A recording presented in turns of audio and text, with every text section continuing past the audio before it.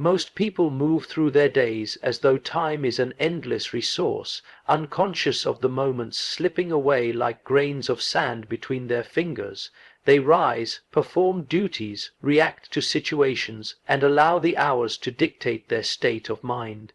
They follow patterns without question, their inner life dimmed by the noise of the outer world. In contrast, those who ascend to the heights of personal and external success live their days in conscious awareness. They do not merely possess time, they command it. The difference lies not in wealth, connections, or talent, but in the quality of presence one brings to each passing hour. The successful understand that time is the one thing given in equal measure to all. 24 hours belong to the beggar and the billionaire alike. Yet what separates them is not the quantity of hours, but the consciousness with which those hours are engaged. The unconscious person is a prisoner to habit, drifting through tasks and conversations without meaning. They surrender their agency to external demands, social expectations, and unexamined fears. Their days blur into weeks, and before long, years have vanished without deliberate contribution to their deeper selves. Those who are awake to the architecture of their lives see every hour as a canvas. They know that within each moment lies the potential for self-creation. Whether they are speaking to a stranger, tending to mundane responsibilities, or sitting in solitude, their consciousness remains active. They do not allow the clock to enslave them, nor do they drown in distraction. They move through time as architects of meaning, choosing what to give their attention to and why. This difference is subtle but profound. To be conscious of one's time is to refuse to be a passive observer of one's own life. It is to become a participant in the unfolding of one's destiny, to recognize that every moment either builds or dismantles the self one is becoming. The successful person asks themselves not merely what must be done today, but what kind of person they wish to become through the doing of it. This level of introspection places them in a rare position of power, not over others, but over the self. Most people live outward, in. They respond, react, and conform to the environment around them. Their emotional state is a mirror of circumstance, but those who make the most of their 24 hours have reversed this order. They live inward out, before the world awakens, before messages arrive, before demands are placed upon them. They claim dominion over their consciousness. They awaken early, not for discipline's sake alone, but to meet themselves in silence. In this stillness they discern what the day requires and how they choose to show up in it. They are aware that unconscious time is lost time. Hours spent scrolling, complaining, or surrendering to aimlessness are hours forever gone, unrecoverable and unpaid. In this awareness they become fierce protectors of their attention. It is not that they avoid rest or pleasure. It is that they pursue these things deliberately, with full presence, turning even simple joys into rituals of meaning rather than passive escape. This mastery over time is not born of rigidity, but of depth. It requires a willingness to confront one's inner state, the laziness, the fear, the avoidance patterns, and to ask uncomfortable questions. Why do I delay what matters? Why do I fill my hours with noise? What am I unwilling to face within myself that busyness conveniently hides? These inquiries lead to a self-awareness most avoid, for it is far easier to blame time than to take responsibility for how one moves within it. Successful people, therefore, do not have more time. They have more presence. They have claimed authorship of their days by stepping out of unconscious cycles and into conscious choice. Their every action, word, and pause is an opportunity to align with a deeper intention. This is the unseen discipline that governs their outer achievements, not the calendar alone, but the unseen commitment to live each hour as though it matters, because it does. And in this sacred acknowledgment of time's finitude, they transcend the ordinary and leave a mark upon both the world and their own inner landscape. There is a subtle yet undeniable truth that many overlook in their pursuit of success. The external world is but a reflection of the internal one. Most people are taught to organize their surroundings, their schedules, and their ambitions before addressing the deeper, quieter chambers of their own being. They strive to control outcomes, relationships, and circumstances while remaining strangers to their own hearts. But those who truly master their 24 hours, those who create lives of significance and meaning, begin not with the world outside, but with the unseen landscapes within. Before any action is taken, before decisions are made or tasks are approached, successful individuals tend to the state of their own consciousness. They understand that the emotions they carry, the thoughts they entertain, and the beliefs they harbor shape the texture of every hour they live. If the mind is scattered, anxious, or bitter, no amount of external discipline will bring peace or productivity. If one's inner world is chaotic, the outer world will inevitably mirror that disorder. This is not superstition, but a fundamental principle of human experience. Every action carries the imprint of the consciousness from which it emerges. Those who command their time with wisdom do not wake and immediately submit themselves to the demands of the day. They begin by examining their own state. Is the heart burdened? Is the mind restless? Are old fears creeping in disguised as urgency? They refuse to allow unconscious emotion to pilot their decisions. Instead, they pause, reflect, and bring awareness to the hidden currents within them. In this way, they cleanse the lens through which they will perceive the world that day. They know that what remains unexamined within will quietly dictate the quality of every interaction, task, and decision. This mastery of the inner world does not mean suppressing emotions or denying discomfort. It means acknowledging them fully and choosing a deliberate response. Where others react, successful individuals respond. There is a vast difference between the two. Reaction is automatic, a product of unresolved fears and unconscious habit. Response is born of awareness. It is the fruit of a mind that has taken the time to observe itself. In cultivating this space between stimulus and action, they reclaim authority over their hours. Most people believe productivity is the result of strict scheduling and relentless effort. But true productivity, the kind that shapes lives and leaves legacies, springs from clarity of mind and stability of spirit. When the inner world is calm and centered, tasks that once felt heavy become effortless. Conversations that might have triggered defensiveness turn into opportunities for insight. Problems are no longer adversaries, but invitations for creative engagement. This shift transforms how one moves through the same 24 hours that everyone possesses. Successful individuals make it a priority to align themselves internally before engaging with the external. They meditate, journal, reflect, pray, or simply sit in silence, not as mere rituals, but as acts of self-leadership. They recognize that to master one's time is first to master one's temperament, to bring forth wisdom rather than impulse, vision rather than reaction. Each hour of the day will demand something from them, and they choose to meet those demands as sovereign participants, not as slaves to fluctuating moods or unresolved wounds. It is in this internal alignment that their days acquire coherence. Decisions are not made in haste, but from a place of centered knowing. Time is not wasted in unnecessary conflict, because their inner conflicts have been addressed before the world could mirror them. Focus is not scattered, because distractions lose their power over a mind at peace. This is the hidden advantage of those who succeed, the thing unseen by those who seek shortcuts in external techniques and tactics. When one's inner world is ordered, the outer world bends to meet it. The seemingly insurmountable obstacles shrink in the presence of calm determination. Opportunities that were once invisible reveal themselves to the clear-eyed observer. Where others see chaos, the inwardly aligned individual perceives patterns. In this way, each hour becomes an instrument, not a burden. Each day, a canvas upon which inner harmony expresses itself through deliberate, meaningful action.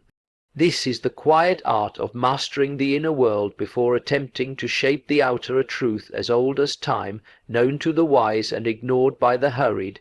In a world obsessed with noise, movement, and the constant exchange of information, solitude has become a rare and misunderstood state.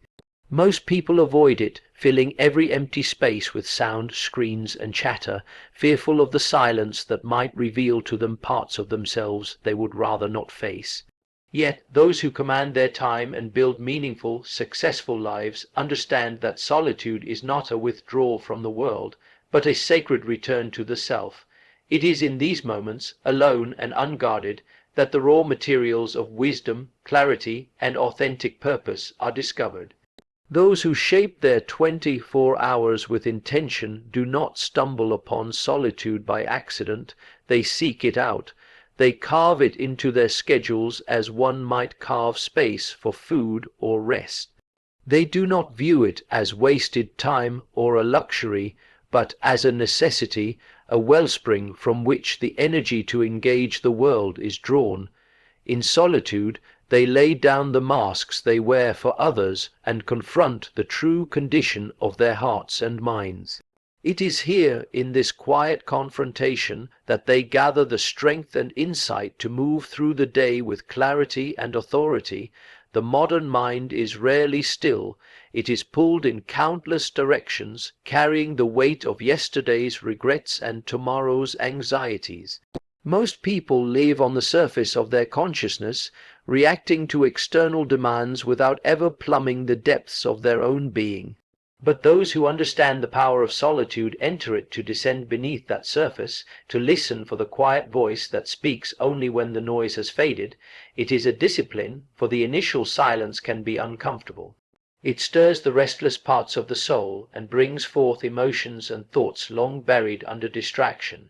Yet it is precisely this discomfort that reveals what truly governs a person's life. Successful individuals do not fear what arises in solitude, they welcome it. They recognize that unexamined fears, desires, and wounds will find their way into every hour of the day unless addressed. By meeting these inner realities in silence, they reclaim ownership of them, transforming what was once unconscious and reactive into something known and mastered.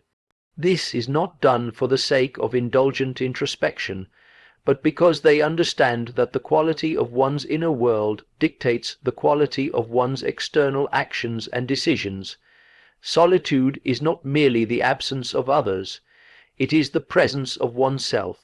It is a state in which one remembers who they are apart from titles, roles, and expectations. In solitude, the successful ask themselves the questions that matter most. What do I truly seek? What am I avoiding? Where have I betrayed myself for the comfort of approval or the illusion of safety? These are questions most people flee, yet within them lie the seeds of transformation. By courageously facing them, successful individuals align their actions with a deeper truth, ensuring that the hours they spend in the world are not wasted in pursuits that leave them hollow. Within these silent spaces they also find vision. It is difficult to hear the whisper of a calling amidst the clamor of the world. Solitude strips away the inessential and makes room for insight to emerge. Ideas once clouded by doubt take shape. Solutions to problems reveal themselves not through forced analysis, but through quiet reflection. In these moments, time stretches. What might have taken hours of effort can be resolved in a single clear realization, and perhaps most importantly, solitude renews them. The world drains the spirit with its endless demands, judgments, and expectations. Successful individuals return to solitude not to escape these things, but to gather themselves so they may re-enter the fray with their integrity intact. In solitude, they remember that their worth is not defined by productivity, recognition, or wealth. but by the substance of their character and the alignment of their actions with their deeper selves. Thus, their 24 hours become a canvas painted not in frantic strokes, but in deliberate, meaningful lines drawn from a wellspring of inner clarity and calm. There exists a tendency in human nature to resist structure, to rebel against the invisible constraints of discipline as though it were a kind of imprisonment. The ordinary mind perceives routines as tedious obligations, something to be avoided in favor of spontaneity and freedom. Yet what the undisciplined fail to grasp is that true freedom arises not from the absence of structure, but from the mastery of it. Those who achieve great things within the narrow confines of 24 hours are those who understand the quiet power of discipline, not as a rigid set of rules, but as an act of alignment with one's deeper will. Discipline is misunderstood because it often appears externally as limitation. To wake at a set hour, to dedicate time to the same practices daily, to refuse distractions, these things are mistaken for acts of restriction. But for those who shape their lives deliberately, discipline is a chosen architecture within which the creative and spiritual self can flourish. The undisciplined life, though seemingly free, is at the mercy of every impulse, every fleeting emotion, and every external demand. In such a state, the individual becomes a servant to circumstance, squandering precious hours chasing minor urgencies while the essential remains neglected. Those who make full use of their time recognize that discipline is a declaration of sovereignty over one's own life. They rise at the same hour not because they are forced to, but because they understand that the body and mind, when trained through repetition, become powerful instruments for the fulfillment of one's purpose. They set aside time for reflection, for learning, for strategic work, and for rest not as burdens, but as rituals through which the deeper self remains in command. Every hour they claim through discipline is an hour reclaimed from the grasp of unconscious living. This discipline extends beyond external habits into the realm of thought and emotion. It is one thing to order one's schedule, it is another entirely to order one's inner life. Successful individuals recognize that the untrained mind is like a wild animal, easily provoked, distracted, and led astray. Without discipline, thoughts drift aimlessly, emotions flare without cause, and fears amplify minor problems into insurmountable obstacles. To waste a single hour in such a state is to deny oneself the peace and clarity necessary for meaningful action. Thus, they train their minds as they train their bodies and habits. They choose what thoughts they will entertain and which emotions they will nourish. They refuse to be dragged into petty conflicts or meaningless distractions, understanding that every indulgence in negativity consumes not just time, but energy and attention, the two currencies through which destiny is shaped. They discipline themselves to return again and again to what matters, to the work, the purpose, the relationships, and the inner states that build rather than deplete them. Discipline also grants them resilience. Life is indifferent to personal plans. Disruptions, failures, and unforeseen demands will always arise, but for the disciplined, such moments do not derail them. Their routines and practices act as an anchor, holding them steady in the midst of turmoil. While others flail in reaction, they continue their rituals, however small, preserving their center until clarity returns. In this way, discipline becomes not just a tool for productivity, but a sanctuary for the self. Moreover, discipline cultivates trust in oneself. Each time one honors a commitment to rise early, to complete a difficult task, to resist temptation, the inner dialogue shifts. The self, once fractured by broken promises and abandoned resolutions, begins to believe in its own strength again. This quiet confidence is invaluable, for it is from such trust that bold actions and enduring works are born. It would be a mistake to think of discipline as an end in itself.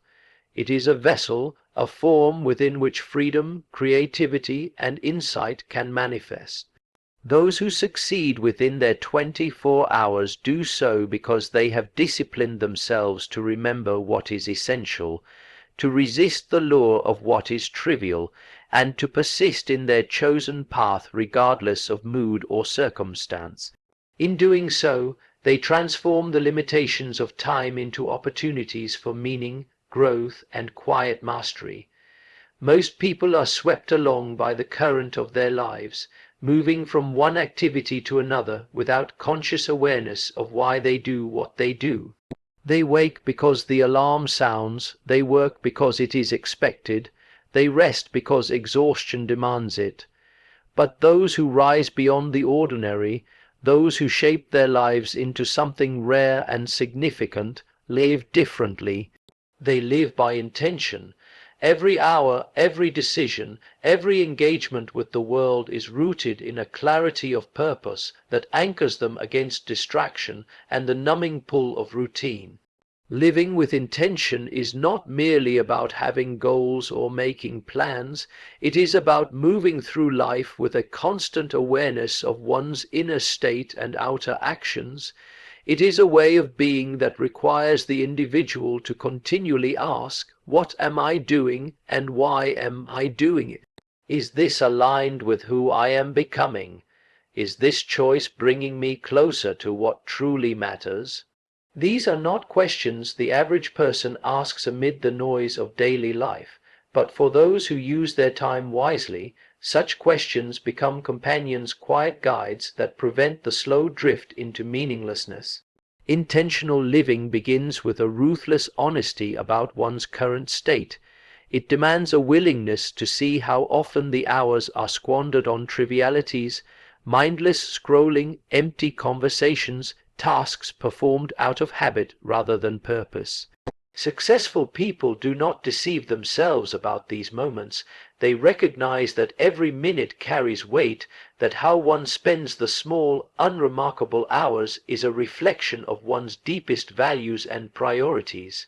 They become vigilant stewards of their time, not out of a desperate need to be busy, but from an understanding that life's quality is shaped in these unnoticed spaces. Once this awareness is cultivated, they begin to organize their time according to what they have deemed essential. They choose work that nourishes their soul or furthers their purpose. They engage in relationships that challenge and uplift them rather than drain or diminish them. Even leisure is approached deliberately, chosen for its ability to renew rather than merely distract. In doing so, their 24 hours become a living testimony to their values. The ordinary person may claim to value health, wisdom, or freedom, but it is only in the disciplined, intentional use of time that such values are made visible. Another crucial aspect of intentional living is the willingness to say no. Time is finite, and for every activity one agrees to, something else must be abandoned. Those who live without intention say yes to everything and thus dilute themselves, their attention scattered across dozens of obligations that bear no connection to their deeper calling. The successful, however, understand that each no spoken to the trivial is a yes spoken to the essential. They do not fear disappointing others or breaking with social expectations, for they have placed the integrity of their time above the fleeting approval of the crowd. Intentional living also requires the courage to revise and adjust. Life seasons change, and what was essential yesterday may no longer serve today's vision.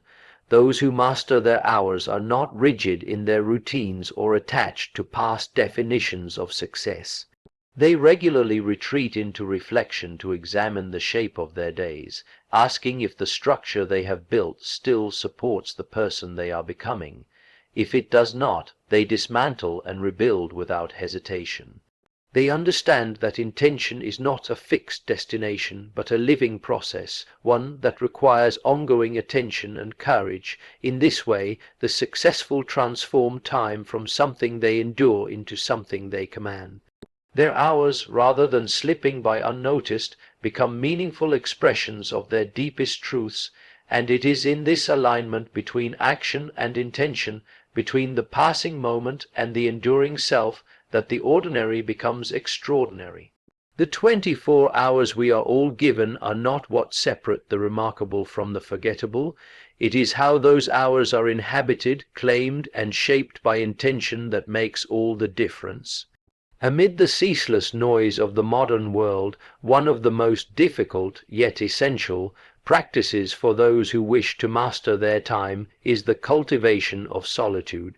Not the mere absence of people, but a deliberate retreat into oneself, a sacred withdrawal from external demands and the endless clatter of other people's opinions. It is in these quiet, unobserved spaces that the mind clarifies, the heart reveals its true longings, and one's sense of direction sharpens. The truly successful have learned that while action is necessary for creation, stillness is necessary for meaning. It is in the pauses, the silent spaces between movement, that life's deeper currents become visible. Most individuals resist solitude, mistaking it for loneliness or idleness. They fill every waking hour with tasks, entertainment, and conversation, afraid of what might surface in the stillness. There is a primal discomfort in sitting alone with one's own thoughts, in facing the inner monologue stripped of distraction. Yet those who achieve enduring significance in their lives recognize this discomfort not as a void to be filled, but as a doorway to understanding. They seek solitude not as an escape from the world, but as a means of reconnecting with the self unclouded by the constant influence of others. In the quiet, one begins to hear the subtler voices of intuition, conscience, and wisdom that are otherwise drowned out by external noise. It is there that ideas are born, insights gathered, and decisions weighed without the distortion of immediate reaction. Successful people do not make their most important decisions in the midst of chaos. They retreat inward, listening for what is true beneath the surface of circumstance. This habit of regular introspection becomes a compass by which they navigate their limited hours, ensuring that their actions remain tethered to something deeper than convenience or habit. Solitude also serves as a necessary counterbalance to action. In a culture that glorifies productivity, there is a danger in constant doing. Activity without reflection becomes frantic, mindless, and eventually destructive. The successful understand that the value of their work is amplified by the clarity with which it is pursued. They step away from the demands of others not to shirk responsibility, but to sharpen their awareness of what truly requires their attention. This deliberate withdrawal restores their capacity to act meaningfully rather than react blindly. Within these private moments, they also tend to their inner life, recognizing that success is not solely built upon external achievements, but upon the integrity and strength of the unseen self. They face their fears, interrogate their desires, and reconcile the contradictions within them. In doing so, they avoid the fragmentation that afflicts so many who chase outward success while neglecting their inner world. The unity of thought, feeling, and purpose forged in solitude grants them a calmness amid adversity and a steadiness when external validation wavers. Furthermore, solitude nurtures creativity. The mind, when left unencumbered by constant stimulation, begins to wander, to connect ideas in novel ways, to imagine possibilities unconstrained by immediate practicality. Many of the world's great works and transformative ideas have been conceived not in crowded meetings or bustling cities, but in solitary walks, quiet rooms, and isolated retreats. Those who command their 24 hours well understand that periods of silence are not a luxury, but a necessity for original thought and enduring insight. Lastly, the practice of solitude strengthens one's relationship with time itself. In solitude, moments stretch and deepen. Freed from the hurried pace imposed by external schedules, time takes on a different texture, one that is less about quantity and more about quality. A single hour spent in true reflection or creative exploration can yield more value than a day filled with mindless activity. Those who succeed make peace with stillness, trusting that in the apparent emptiness of quiet hours, their most important work is often taking place. Thus, the mastery of one's 24 hours is not found solely in efficient scheduling or relentless effort, but in the art of stepping away, of embracing solitude as a vital, life-shaping discipline. In the sanctuary of silence, they rediscover themselves, reaffirm their intentions, and return to the world not emptied, but renewed, carrying with them the clarity and resilience born only in the quiet spaces no one else sees. And so, as we contemplate how the truly successful use their 24 hours, we realize it is not the hours themselves that hold power, but the consciousness with which they are inhabited. Time, for most, is a silent tyrant slipping unnoticed through careless hands, vanishing into trivialities, or spent chasing the approval of a restless world. But for those who rise above the ordinary, time becomes a sacred instrument, a canvas upon which they shape their inner and outer realities with precision and meaning. They understand that mastery of the hours is not about perpetual busyness or the frantic accumulation of tasks, but about the disciplined alignment of one's daily actions with one's deepest purpose. Each moment, whether grand or unnoticed, carries weight because it is chosen. Whether through setting clear intentions, embracing the discomfort of solitude, or listening to the subtler voices within, these individuals live lives of depth rather than surface, of quiet authority rather than noisy ambition. In truth, life offers no one more hours than another. It offers no special exemption from the ordinary, no secret shortcut. What separates the forgettable from the extraordinary is the courage to live deliberately, to question the habitual, to refuse the cheap consolation of distraction, and to risk being alone with one's own soul. Success, then, is not the mere product of hours well managed, but of a spirit well ordered, and so let us leave this reflection not merely with an admiration for those who have mastered their time, but with a personal summons to reclaim our own. Let us confront the ways in which our hours slip away unnoticed, and begin gently, relentlessly to inhabit them with purpose, for in the end a life is nothing but a collection of hours. May ours be marked by intention, courage, and meaning.